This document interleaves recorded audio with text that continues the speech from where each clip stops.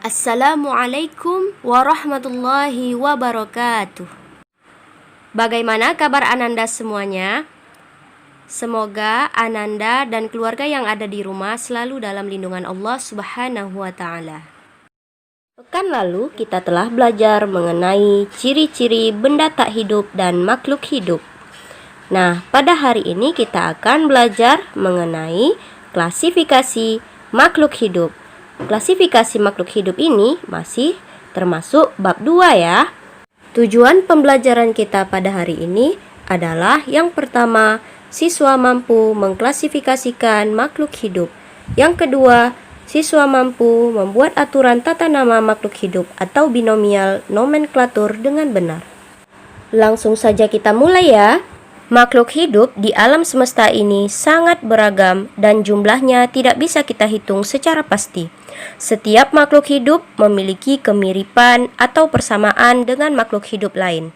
Oleh karena itu, diperlukan klasifikasi atau pengelompokan makhluk hidup agar kita mudah mempelajari keanekaragaman makhluk hidup dan membedakan makhluk hidup yang satu dengan yang lain. Pengelompokan makhluk hidup itulah yang disebut dengan klasifikasi. Klasifikasi bertujuan untuk mempermudah dalam mempelajari makhluk hidup, mengetahui manfaat masing-masing jenis makhluk hidup bagi manusia, mengetahui adanya saling ketergantungan antara makhluk hidup yang satu dengan makhluk hidup yang lainnya, lalu mengetahui hubungan kekerabatan antara berbagai jenis makhluk hidup. Sekarang kita masuk ke sistem klasifikasi makhluk hidup. Ilmu yang mempelajari sistem klasifikasi makhluk hidup disebut dengan ilmu taksonomi.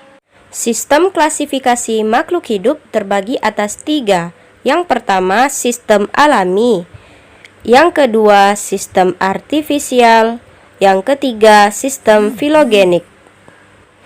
Yang pertama, sistem alami. Sistem alami dikelompokkan berdasarkan sifat morfologi, bentuk fisik. Contoh, hewan berkaki 4, hewan berkaki 2, hewan bersayap, dan lain-lain. Yang kedua, sistem artifisial atau buatan. Sistem klasifikasi yang dibuat untuk tujuan praktis. Misalnya, pengelompokan makhluk hidup berdasarkan kegunaannya. Contoh, tanaman jahe dan ginseng dikelompokkan pada tanaman obat. Tanaman mawar dan melati dikelompokkan menjadi tanaman hias. Yang ketiga, sistem filogenik atau berdasarkan kekerabatan antar organisme. Dalam melakukan klasifikasi, makhluk hidup dikelompokkan dalam suatu kategori tertentu secara bertingkat yang disebut dengan tingkatan takson. Semakin tinggi tingkat takson, jumlah anggota semakin banyak. Tingkat kekerabatan semakin sedikit, persamaan ciri-ciri antar anggota juga semakin sedikit. Ini adalah tabel tingkatan takson pada tumbuhan dan hewan. Takson pada tumbuhan ada kingdom, divisio, klasis, ordo, familia, genus, dan spesies.